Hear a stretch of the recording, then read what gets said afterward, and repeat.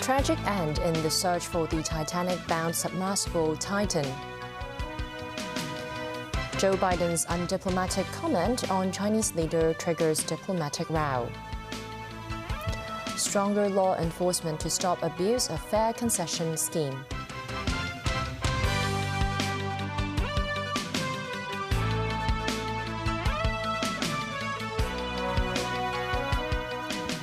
Good evening and welcome to TVB News. The search for the missing Titanic-bound submersible Titan came to a tragic end last night when debris from the vessel was found near the famous shipwreck.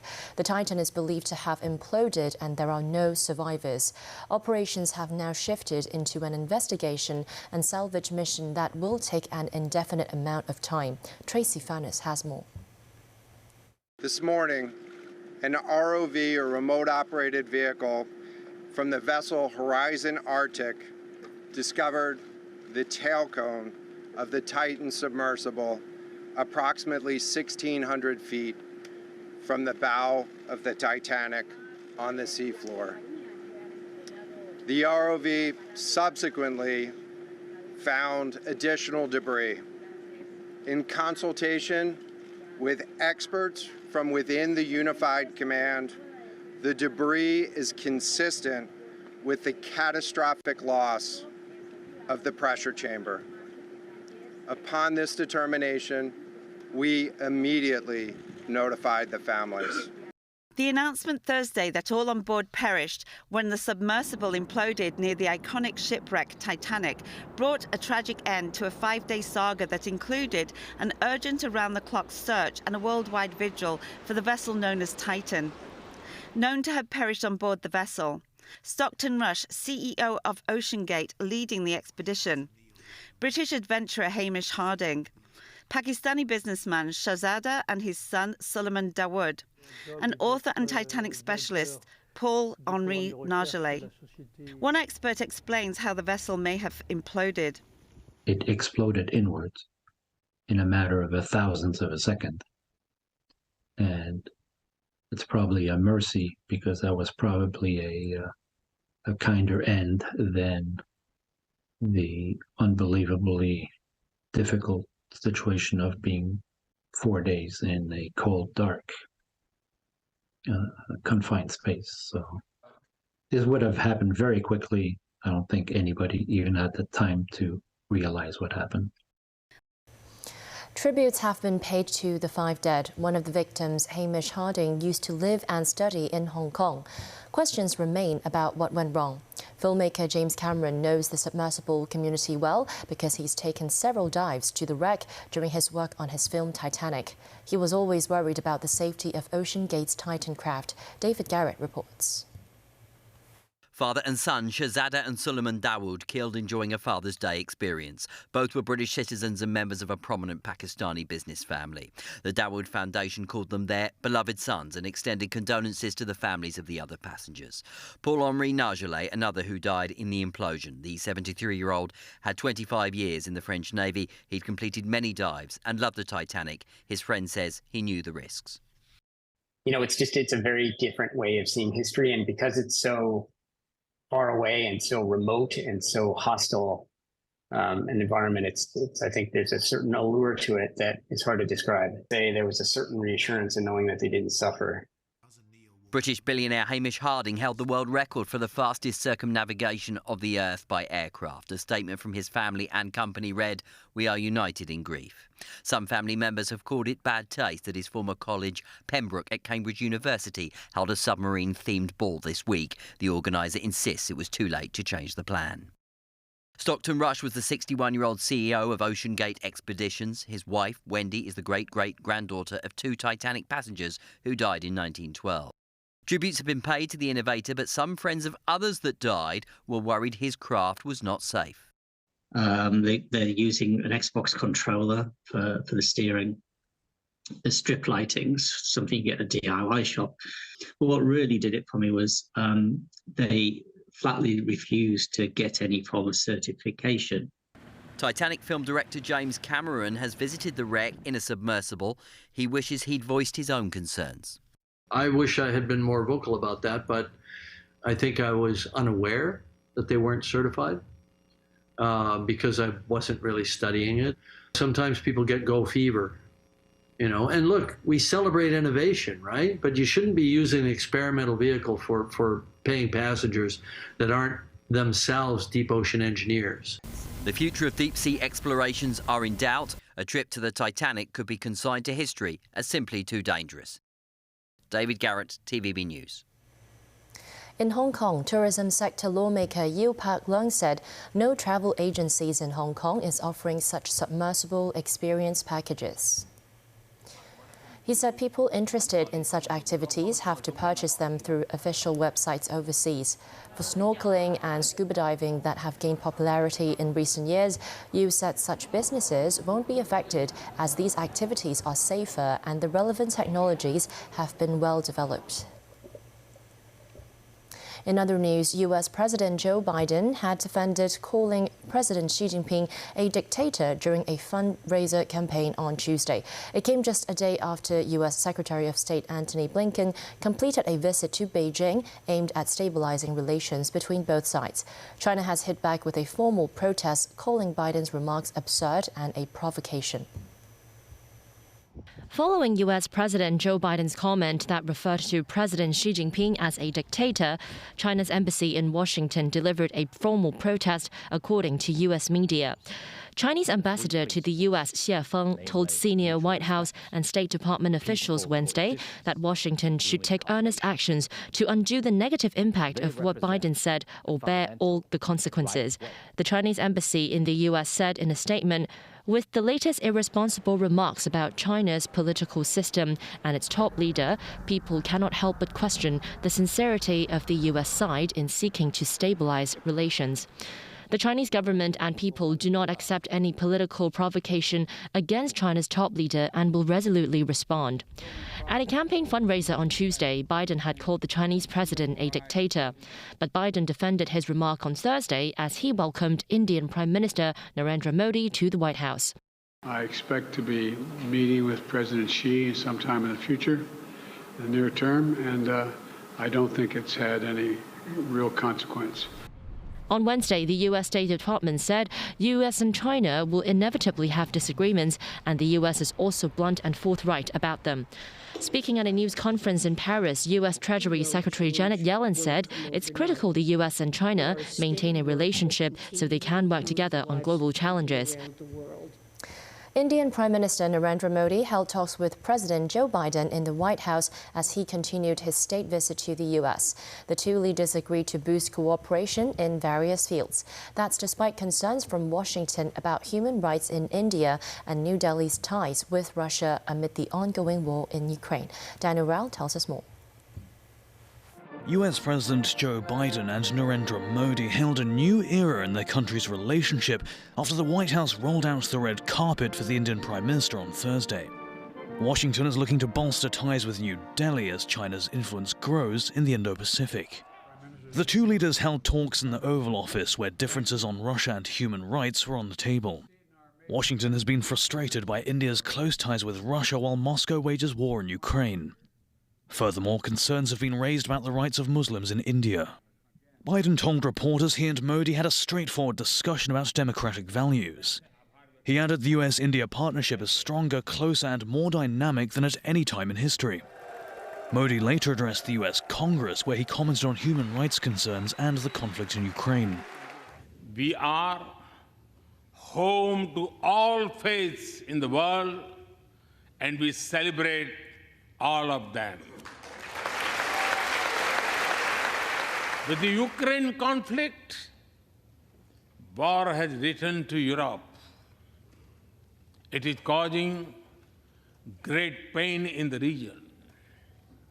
Since it involves major powers, the outcomes are severe.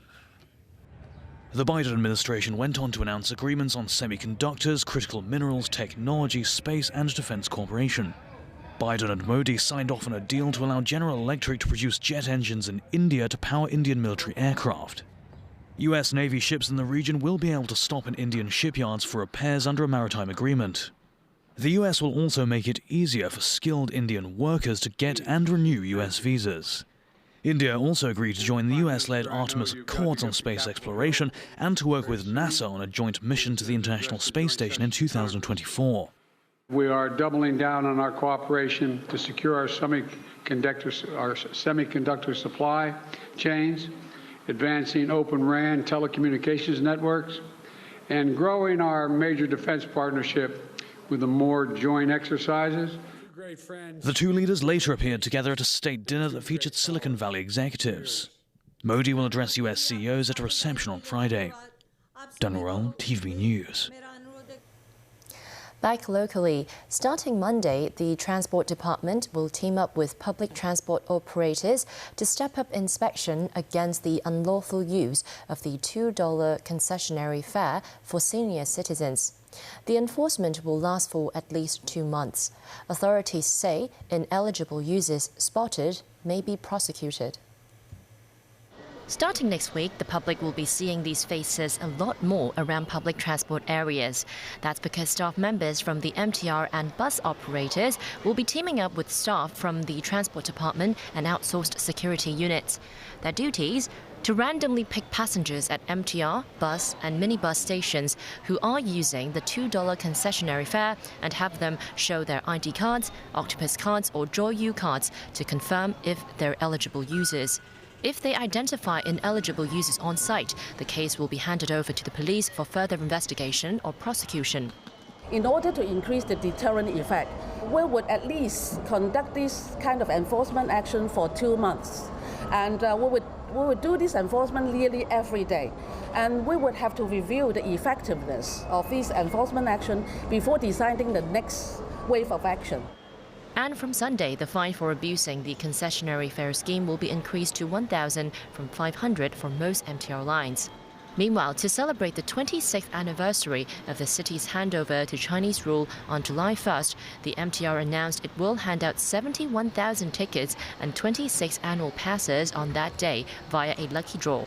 That, however, does not apply to the Airport Express, the high-speed rail, or trips between Lo Wu and Lok Ma Chau.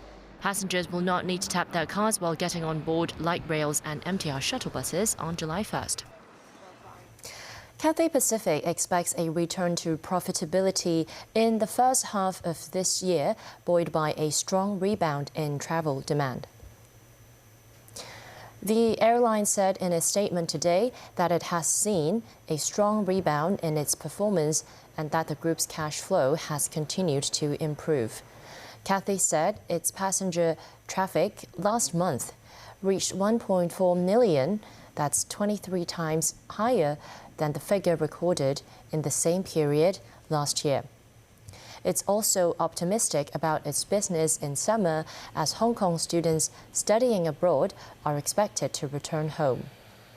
Meanwhile, an estimated $1.9 billion one-off gain from the stake sale in Air China is expected to generate profit for the group in the first half of the year.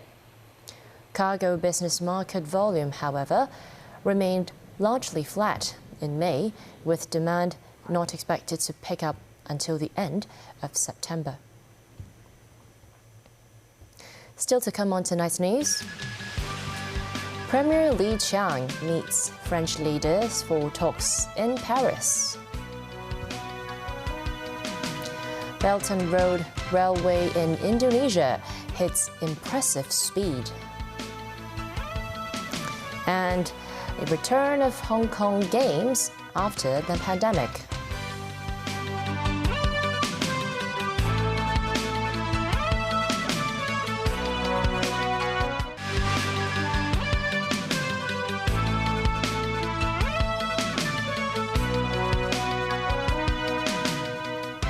Welcome back to TVB News. In Paris, Premier Li Qiang met with French President Emmanuel Macron. Li also attended a 2-day summit in the French capital to forge a new global financing pact. Jackie Lin reports.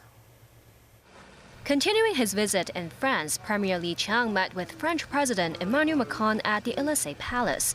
Li said China, France, and Europe have their unique strengths. He stressed further cooperation is needed, especially with France and China both being permanent members of the United Nations Security Council and sharing common strategic and holistic perspective towards the world. French President Emmanuel Macron says Paris attaches great importance to relations with China and adheres to the One China policy. The presidential palace said the pair also exchanged views on the Taiwan issue and the Ukraine crisis. A military welcome too for Li Qiang by French Prime Minister Elisabeth Borne at Les Invalides. Accompanied by his counterpart, Li inspected the French Republican Guard. The Chinese premier told Borne China stands ready to continue a stable, long-term and mutually beneficial cooperation with France, as well as fostering balanced bilateral trade development. Borne welcomed Chinese companies to invest in France and expand cooperation in emerging areas, adding that the European Union insists on strategic independence and does not support decoupling from China. The meeting culminated in a slew of bilateral cooperation agreements signed between China and France, encompassing the fields of aviation, space, and nuclear energy. Jackie Lin, TVB News. 40 government and international leaders have met in Paris for a summit on climate change. The two-day summit, hosted by French President Emmanuel Macron, discussed how to make progress on a number of initiatives currently struggling in bodies like the G20, IMF, World Bank, and United Nations. China's Prime Minister Li Qiang and U.S. Secretary of Treasury Janet Yellen were among those attending the event. These global challenges are increasing in scope and complexity. They're disproportionately affecting the poorest and the most vulnerable. They threaten to roll back past hard-won development gains and impede the gains we hope to make in the future. And that's why we initiated the work to evolve the multilateral development banks, or MDBs, to better tackle global challenges. The World Bank said it will ease financing for countries hit by natural disasters. The International Monetary Fund announced it had hit its target of making $100 billion in special drawing rights available for vulnerable nations. Traffic jams have been building up around the Chonha Bridge that joins Crimea to Kherson following Ukraine's rocket attack. Both sides of the road are Russian-controlled, and the Defense Ministry in Moscow confirmed the important link was heavily damaged. Motorists were complaining of a 3 to 4 hour delay on the Crimea side of the bridge. Russia annexed the region from Ukraine in 2014. Some opted to take buses, but services were disrupted. Kiev is attacking Russian supply lines as part of their counteroffensive. In his nightly address, Ukraine President Volodymyr Zelensky highlighted the Zaporizhzhia nuclear power plant, which Russia controls. He said any settlement to the war must mean Ukraine gains back control of the facility. Indonesia's Jakarta-Bandung high-speed train hit a speed of over 350 kilometers per hour in testing. The China-funded landmark project is under the Belt and Road Initiative. The high-speed line connects Indonesia's capital with another major city, Bandung. Spanning over 140 kilometers, it cuts the journey from over 3 hours to around just 40 minutes. China and Indonesia have closely collaborated to prepare for an expected launch in August. The 9th Hong Kong Games, a major government-run multi-sport event in the city, will return next year. The organizing committee said the selection of athletes in the 18 districts will take place between July and January 2024. Memo Sengai tells us more.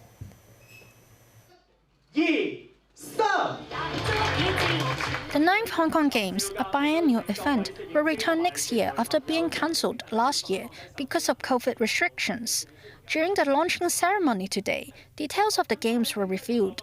While the 8 sporting events at the upcoming Games will remain mostly the same, such as tennis, badminton and swimming, the previous 5-on-5 basketball competitions will be changed to another format, 3-on-3, adapting to modern trends. In order to try to cope with the increasing trends and of the free-on-free basketball, which is very popular over the past few years, especially last time in the Tokyo Olympics, and also over the past few years, like last year, we have the free-on-free basketball World Camp in Hong Kong in Victoria Park. Moreover, 3 new age groups, 15 or below, 16 to 17, and 18 or above, will be introduced for individual sports events.